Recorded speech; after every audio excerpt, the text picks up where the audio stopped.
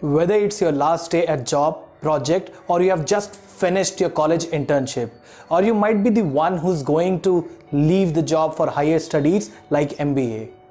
A good letter isn't just a good idea, it's crucial.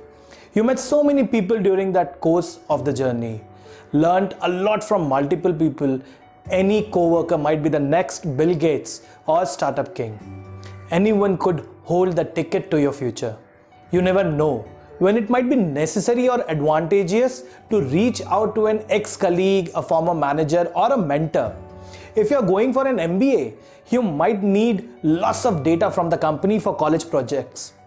Simply moving on to your next assignment is not going to work. It's never a good idea to burn bridges. It's a smart career move to strategically craft your last email. Having worked in corporates, I have received so many goodbye emails from people. If I summarize my initial reactions after receiving such emails, I would genuinely say that they fall into two categories. First is, "Abbe, ye bhi gaya. He also left." This kind of reaction is for people with whom you might have worked or are in your network. And second type, "Abbe, ye kaun gaya? Who left?" This actually happens when you receive it from an employee with whom you have never interacted or not even aware of his or her existence. There will be a set of people who will simply save your email just for the sake of format, so that they can reuse or copy paste content when they resign. You expect to strengthen the network, show gratitude, but many a times it goes otherwise. People end up cooking stories that you were not happy, you had issues with boss, you got a better salary in your new assignment. So here comes the most crucial question: how to design a goodbye mail to reinforce relationships with all in the network, whether known or unknown. How to create a lasting impact so that people remember you even after a couple of years you are gone. Hello friends, I am Sunny Agrawal, founder of Thinkers and Fillers, where we look for ways to make the work environment more capable and compassionate. In this video, I'll be sharing what precisely I have done with my first ever goodbye mail when I left Tata's in the year 2011 for my higher studies. The way to preserve corporate relationship is to be upfront and honest about your future plans. In the mail body, I clearly mentioned my next plan and how this is going to help me contribute more to the society. I expressed my appreciation for the experiences that I have had, what I have learned, how I have grown and developed, and the relationships I have formed in the role I am leaving.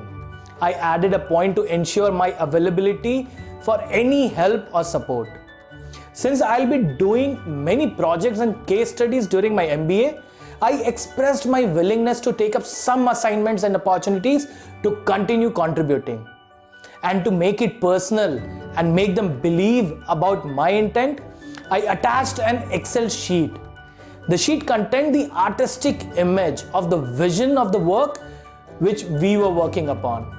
It was created by filling cells with different colors. Getting an attachment like this in goodbye mail was not that common. There was a set of instructions where recipients were expected to change the column width and row height to make the image in the Excel sheet meaningful. People were amazed by this move. For the first time, most of them got something in the farewell mail for themselves to do, to participate. Let me show you the Excel sheet. So you will not be able to make any sense of the colored cells without following the instruction first. Let's change the width and height accordingly.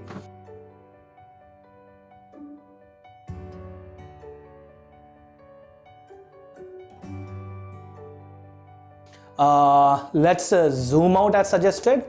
Once done, the cells reduced to form a beautiful image. And that became the wow moment for them. It talked a lot about who I was, where I worked, and moreover, how I felt about the company and its vision. It immediately established a connection between us, and the vision was the common thread. A small act gave the viewer more ownership of the end result. When they put some effort in that, they appreciated my effort to design such sheet more. It created the required pause we all expect when we send such goodbye mail. I concluded the email using the tagline of the company, which is lighting up lives. I wrote that your touch has lighted up life in the sheet by tweaking it a little bit here and there. And that's what you have done to me. Helped me shape up my career for the new opportunity by mentoring me and helping me grow. Across the company, it became a talk of the town. Those who were not aware of me, they also inquired something about me and appraised the sheet. Connected with me on LinkedIn, wished me to have great success ahead. Nobody ignored this particular email. I was able to move myself from the category of "Arey, ye kaun gaya too? Acha, ye gaya."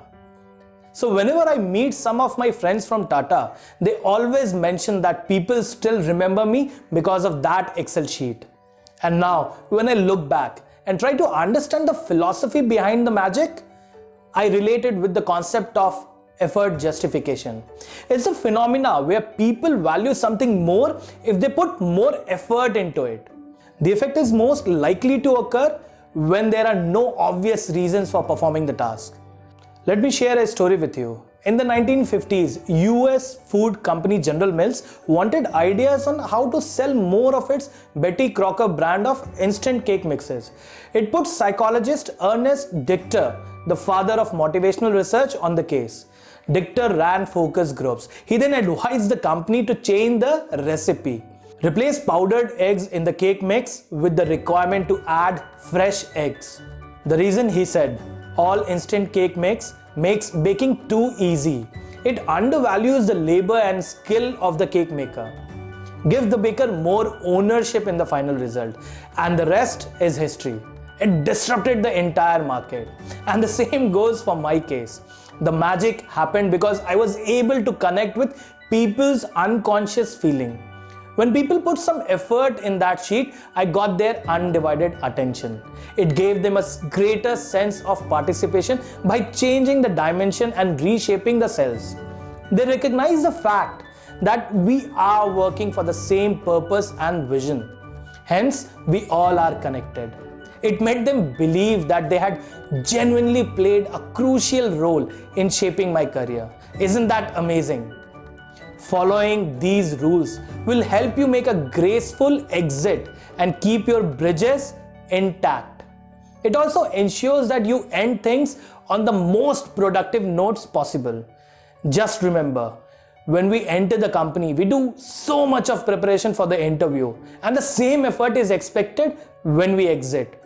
If you are struggling to write those farewell emails, then try to communicate by adding such visuals to express better. You may do it with a collage full of office pictures or a video summary of your journey. Use of such platforms enables us to make the conversation lighthearted, fun, and help everyone connect immediately.